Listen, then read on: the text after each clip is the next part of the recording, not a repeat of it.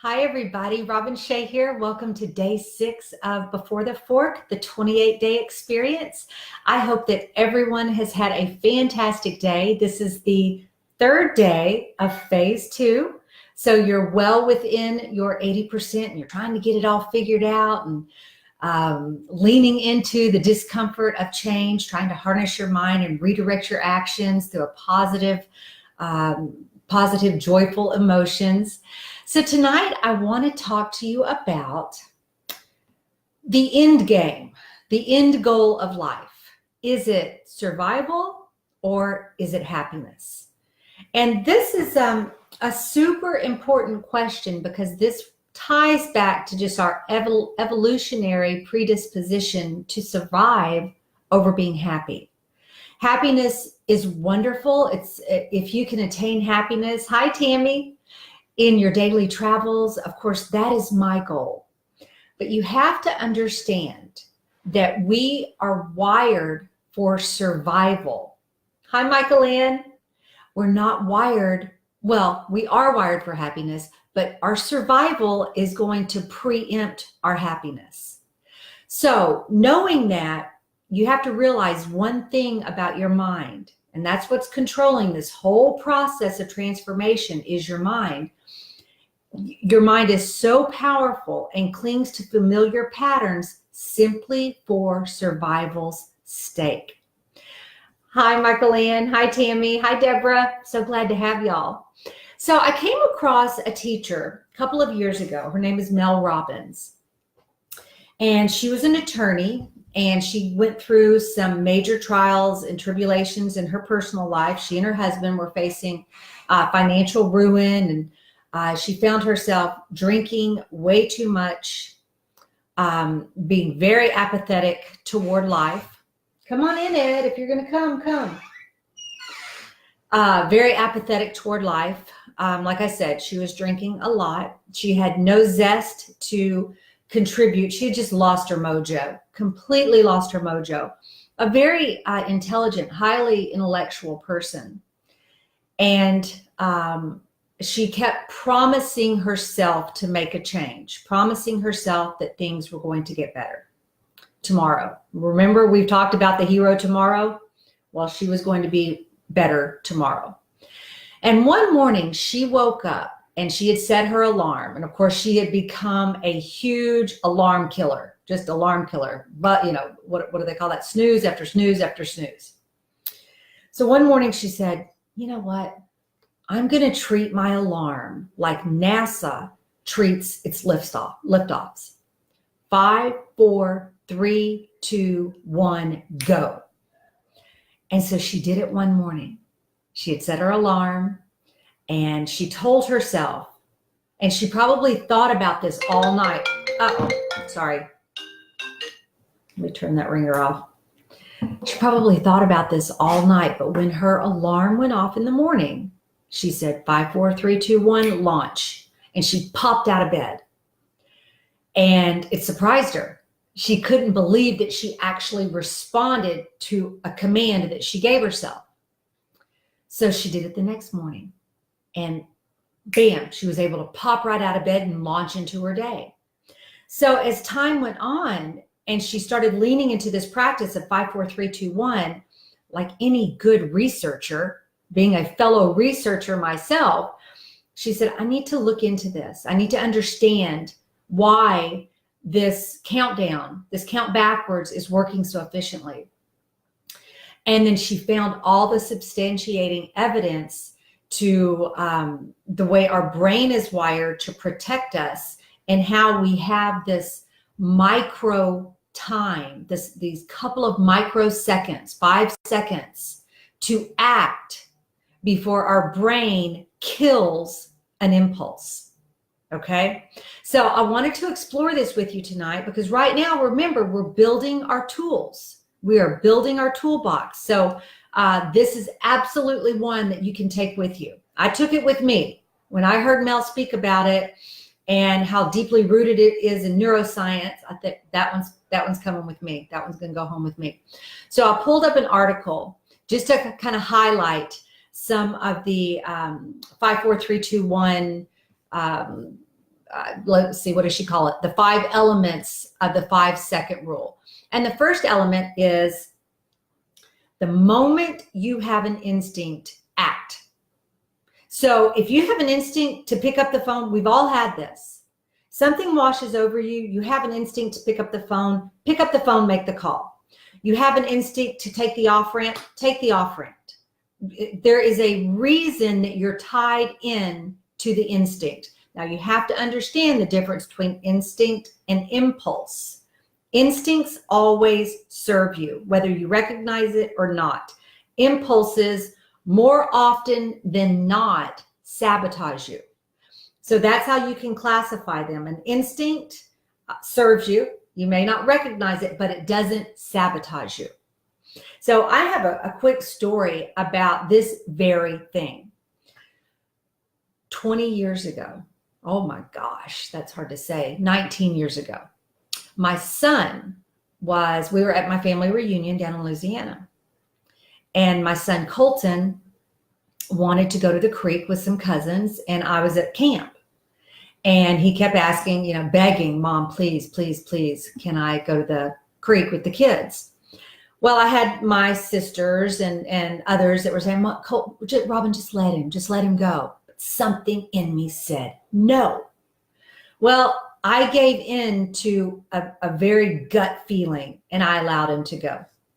A few minutes later, about 20 minutes later, a car came screeching into camp. You have to realize this was only maybe a quarter mile down the road, and there were some young adults with him, but not mature adults. They were 19, 20.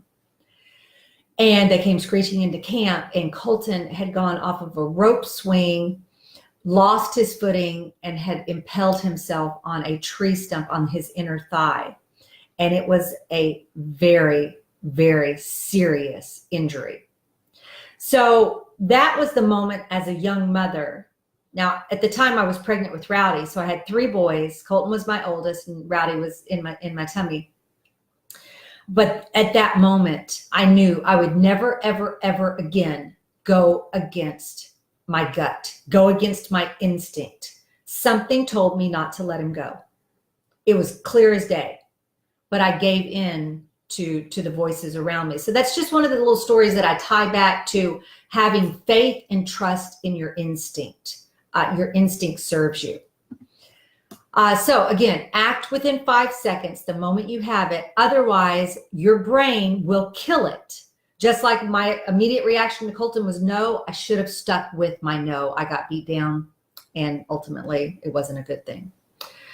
Let's see. Her second rule is to act on a goal. The second element of the rule that is critical for you to understand is that it's not just about acting on any instinct. It's an instinct that's tied to a goal. So the example that I gave you about Colton was a little bit random. It wasn't tied to a goal outside of keeping my child safe. But how many of you have had a project or had something that needed to get done, and there was the phone, and all of a sudden you knew you just had to make that call and nothing stopped you? You grabbed the phone and you made the call. It was tied to a goal. So you had something out here that you were trying to achieve, and in an instant, through just the wonderment that is our connectivity to all that we are, you have this impulse. You pick up the phone, you make the call, you get the wheel spinning.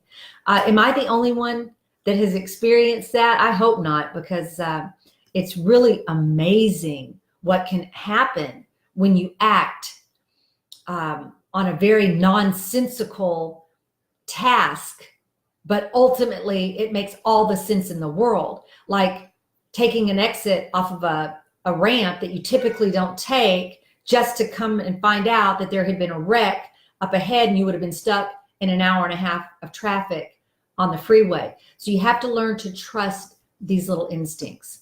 Okay, let's look at number 3. You must push yourself. Okay. The third element of the 5-second rule is that you must push yourself. The rule is about pushing yourself even when you don't want to. Now, It's about taking control of your life one push at a time. Now, I love this. I probably would have worded it differently for the work that I do, just because I recognize the how easy it is for a push to be grounded in negative energy. So I probably would have worded that differently. But the bottom line is, if you want something, you're going to have to anticipate the discomfort of pushing through to get it. So we can take all of our other tips and tools and tether that push to positive, life-affirming emotions. But at the end of the day, if you're just a student of thought, if you're just a student of learning and you're not a student of action, then you'll be the smartest, unaccomplished person you will ever know. And I have a quick little story about that. And this is a doctor that I went to years ago. I was out of town. He wasn't my typical doctor.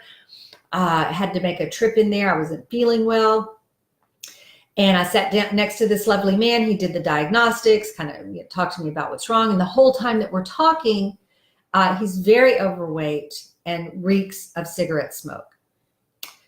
And I left that appointment thinking to myself, it's not about knowledge. He's got all the knowledge in the world. This is a man that is highly educated, very accomplished in his craft, yet he is unable to channel his life and direct his life to an healthful end. So at his young age, he was a smoking, overweight doctor. So the knowledge from my perspective, although he may have been financially well off and had other areas of his life that were very lovely, his health was compromised.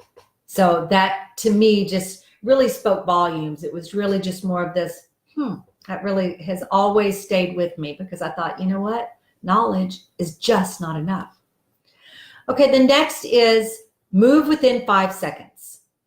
And physical movement is key. Just so you understand, this doesn't mean that you have to jump up and start doing squats. All you need to do is to move in the direction of the instinct. So if it means you're sitting somewhere and you think of something and you have a pen and a piece of paper, jot it down, act on it. If you're driving in your car and maybe a great multi-meal prep recipe pops in your mind, grab your phone, do a little voice text to yourself so you have a record of it. Just act, just move toward it, and keep record of how many times a day you have these instincts to push towards something. Again, this is all our prefrontal cortex and our hind mind, our hind brain, our reptilian brain, learning the cohesiveness that it's going to take to transform how you interact with yourself. So act within 5 seconds. It doesn't mean that you have to accomplish the goal, but it does mean that you need to push a little bit closer toward the goal with one single simple action. Okay, let's look at her 5th rule. If you don't, your brain will kill it. Okay, so again, when I talk about bringing the snack tower into your kitchen, putting out the snack baskets in your kitchen, meal prepping, engaging that prefrontal cortex, making the meal prep part of your weekend routine, all of these little things are also tied to this very number five, or your brain will kill it. All of this is tied to that very thing. We are very primal creatures. We want to, from nature and from our evolution, we want to conserve energy. We want the least dangerous task that we can do. And so think about this from an evolutionary perspective. We want our food accessible. So we kill it, we drag it into the cave. We don't want to leave the cave too often because there is danger outside of the cave. We are set up to contain ourselves as simply and easily as we can. And as a rule, you have to work with that predisposition of our hind brain to be lazy, make everything as least effort as possible when your hind brain is going to be going through your day. So engage your prefrontal cortex, your thinking brain, engage that when you're setting up your simplistic life. One of the reasons I take food out of the pantry and put it in my snack tower relates to this directly, because if snacks are in front of my children and in front of my husband where they visually can see them, they won't rummage through the pantry. That's one added step that isn't necessary for them to do. So they'll shop right out of the little snack tower. So I encourage you tonight to look into the 5-second rule for yourself. Think about the 5-second rule. 5, 4, 3, 2, 1, blast off. It's like ripping the Band-Aid off. If you take the Band-Aid and you just kind of go a little bit at a time, it ends up hurting a lot worse if you just rip it off. So it's a rule that works with our natural evolution. And I promise you there's areas in your life that it will work with. So I would love to hear about them. If there's something that you struggle with pushing yourself into action doing, try the 5-second rule. And I promise you, you will see a difference. And tying this back to this morning's message, whatever wins, grow stronger. So use the 5-second rule in areas of your life that you're struggling to push yourself into action. And every time you push yourself into action, you win. And that's the name of the game. We want to win because our desired self, our God within, and the top of the happiness ladder is calling down to us saying, hey, come up here. The water's fine. So that's my message for y'all tonight. Have a fantastic evening. Be very thoughtful going into the final couple of hours of your evening, knowing that these are the slippery slope hours. So stay focused, stay on task, and I'll be back with you first thing in the morning. Y'all have a great day. Bye now.